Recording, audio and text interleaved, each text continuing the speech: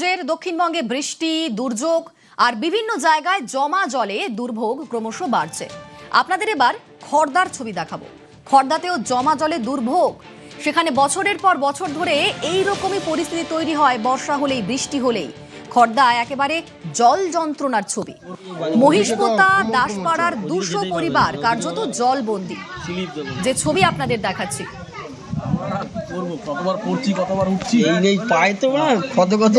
তবে এই ছবি নতুন নয়।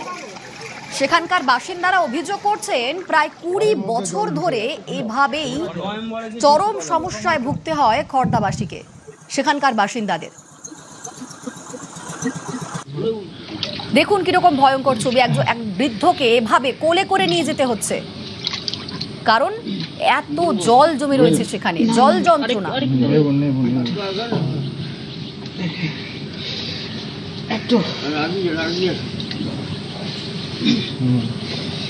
জমা জলে অ্যাম্বুলেন্স পর্যন্ত ঢুকতে পারে না সেখানে। এভাবেই দুর্ভোগের শিকার বছরের পর বছর ধরে সেখানকার বাসিন্দারা, আর যে কারণে তারা জমা জলে দাঁড়িয়ে বিক্ষোভ দেখাচ্ছেন। মুক্তি চাই, মুক্তি চাই। কল্যাণ চক্রবর্তী মহাশয়ের কাছে আমাদের স্বনির্বন্ধ অনুরোধ, আমাদের এই জল যন্ত্রণা থেকে উনি যেন মুক্তি দেয়। কারণ এটাই ওনার কাছে।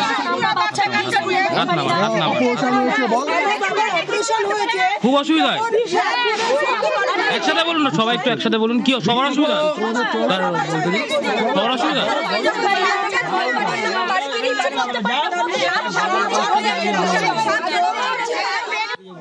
আমার সঙ্গে সরাসরি সুবীর রয়েছেন। সুবীর, যথেষ্ট ক্ষোভ রয়েছে সেখানকার বাসিন্দাদের মধ্যে।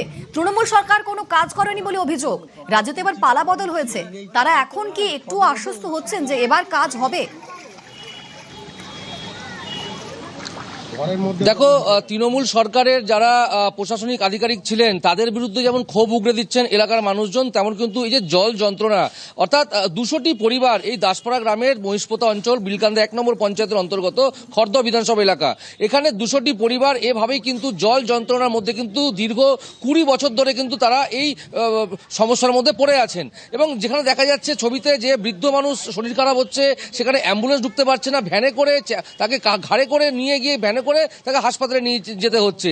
বিষাক্ত পোকামাকড়, সাপ এবং থেকে শুরু করে বিভিন্ন রকম যে বিষাক্ত পোকামাকড়, সেগুলোর উপদ্রব। দিনের বেলা তারা বেরোতে পারছেন কিন্তু খুব অসুবিধা হচ্ছে, কিন্তু রাত্রিবেলা পুরো একদম গৃহবন্দী হয়ে থাকতে হচ্ছে। পোস্ট আছে, লাইট রয়েছে, কিন্তু সেই লাইট জ্বলে না। এতদিন ধরে কোনো রকম কোনো উদ্যোগ নেয়নি এলাকার বিলকান্দা 1 নম্বর পঞ্চায়েতে যারা রয়েছেন তারা।